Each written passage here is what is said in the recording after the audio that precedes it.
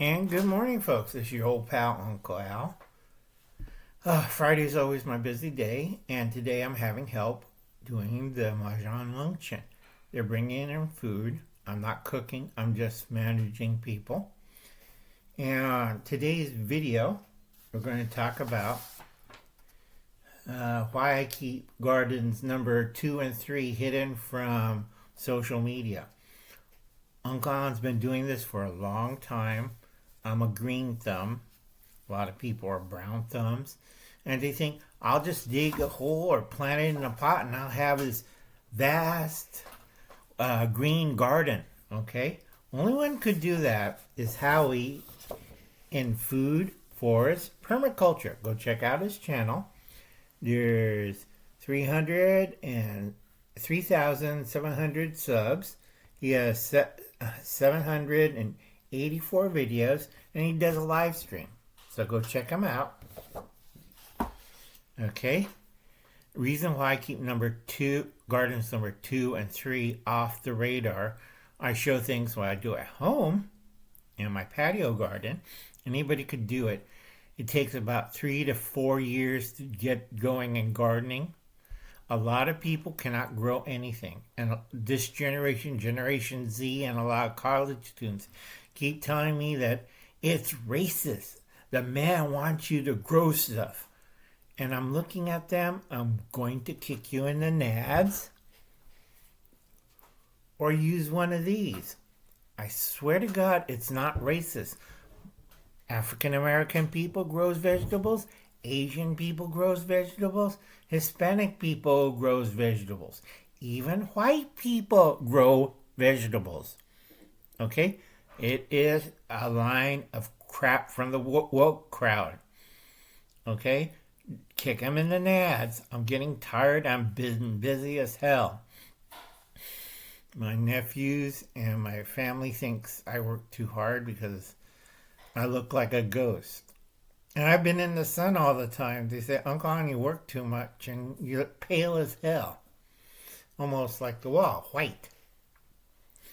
Okay, so make sure you check out Howie's channel, Food, Forest, Permaculture. Okay, Howie lives in an area, Vancouver Island, which is a temperate forest. It's like a tropical forest, but up north. It has a lot of moisture and a lot of humidity. It does freeze snow and stuff like that, but it's a very humid environment. I live out in the boonies in California. Less than 100 miles away is Death Valley. Okay? Today, we're going to have 96 degrees, and it's April. And then next week, it goes back down to 60. And then we have frost and snow and God knows what. Okay? I learned from experience when I had a different garden, not backyard one, but I had a small truck farm. Okay? This made me so I'm happy. I showed friends and they put it on social media and stuff. I had a nice tool shed, room enough for a small truck, my gear and everything for that area. I garden roughly about 1.5 acres. Okay? Right before harvest, I had that whole thing. People wondering, it's beautiful how you plant this, wells and pumps. And then day before harvesting and get the crew out there and harvest and packet everything, I go out there and the whole place is stripped. Okay? All the fruits and vegetables, plants, everything was gone. Including my shed, my truck, and all my tools and supplies. So after that, no. Now, if you watch my recent videos, garden number 3 that I have a truck farmer that I rent out, and he does gardening for me. I pay him $700 a year, and we split the profits off the garden. Okay? Somebody's been rating that. So we put a bull shock fence around it. It's an electrical fence for keeping cattle in. Now, the way I wire it, it's not fun. But if you try getting a garden, all the lights will kick on and you get a shock that will knock down a grown bull. I have too many people says, well, the farmers and those guys in the country have all the food. We'll take our guns and leave the city and raid them. We have guns in our trucks. Okay? That's a stupid idea. If you hear somebody say that, you either kick them in the nads or use one of these. Okay? But my kids will go hungry. I'm going to feed my... Oh. Okay? So think about it. If you have a friend who says that, slap the hell out of them, kick them in the nads, tell them you want to grow food, you start a garden. Okay? I'm tired of all this easy answer, woke ass stuff. Forget it. So anyway, we've been wiring that up. Okay? You can't get on his property. I helped him load about 25 shells of Uncle Alan's special brand. It won't kill him, but it's going to hurt like hell. Okay, so I keep it hidden. I don't talk about it on social media except for like this. I do show stuff on my patio. This year's been a really tough year.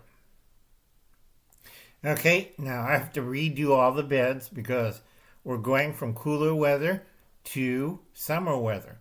Now, a lot of people it was freezing over here. A trick of mine is I take large tree pots and I plant I had snow peas, I had sugar peas. I put in big pots. They stay inside the house when the weather's outside's way too cold or tomatoes way too cold. And I have a furniture mover. I put the pot on the furniture mover and I push it out there. Take it off the furniture mover, place the pot in, and then put it back into the house, and then put it back outside and put it back inside the house. It's not rocket science, folks. It's common sense. And I have a lot of strong grandnephews, so they help me. Okay? So I do that, and I work on my things. Remember, gardening takes 2 to 3, it takes 3 to 5 years. Some people get it just like that. Or you go see Steve at Corsair's Trainers. He's still learning. He's a brown thumb. And there's people who never learn or try to learn or don't understand their climate. Climate has a big factor this year. And a lot of people in Texas and Oklahoma go see Bountiful Harvest with Abby. She does a really good job and she knows what she's doing. From Texas down, you have to know your zone and you have to know your area. Try to get a mentor to help you with your first year of gardening. Don't just go out there and buy a bunch of pots and soil and stick plants all over the place. It doesn't work like that. It takes 5 years. Somebody mentors you to how to grow things in your area. Okay? I've been mentoring a lot of people. And I see a lot of mistakes, okay? I told them, if you want to grow strawberries, this is how long it's going to last. And then when we hit the hot months of July through September, no more strawberries until the next cycle. After that, you want to plant summer vegetables. And right now, we're preparing a lot of seedlings for summer vegetables. Okay? Like I said, you have to get a mentor. You want to help a neighbor with a small victory garden? Fairly simple. Tree pots is the easiest, and then you break ground in the backyard. Not hard, not rocket science. You could do organic. Show them how to compost. Simple compost, dig a hole, throw your kitchen scraps in it. Leave meat out of it unless you want raccoons. And then you plant. That's it. It's not hard. It's not rocket science. Okay? I tell a lot of people, everybody should have a garden this year. Everybody should have a few chickens. Leave the major cities. Leave the giant sprawl of suburbia. Okay? Find a nice little town or city. I live in a little city because it's not as major or anything, but it's comfortable and I'm happy and I get my certain things, that basic supplies, You know, it's nothing fancy. And I don't have to worry about the insanity of the big cities. Okay? Go woke, go broke. Whatchamacallit? Generation Z, you're going to starve to death. Okay? Very simple. Plant a garden. It's not racist. It's healthy. It's patriotic. It's good for you. Okay?